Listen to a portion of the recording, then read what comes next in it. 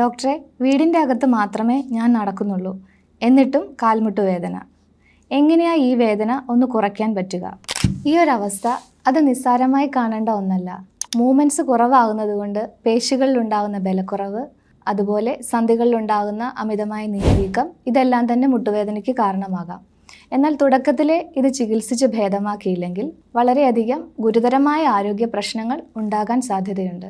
ഇത്തരത്തിലുള്ള വേദനകൾക്ക് ആശ്വാസം ലഭിക്കാനായി നിങ്ങൾക്ക് ഹെർബലി ടച്ചിൻ്റെ പെയിൻ റിലീഫ് കോംബോ ഉപയോഗിക്കാവുന്നതാണ്. ഹീൽ പെയിൻ അർക്കം, ദ്വിഗുണരാസനാദി, ഓർത്തോമീലിയ എന്നീ മരുന്നുകളാണ് ഈ ഒരു കോംബോയിൽ വരുന്നത്.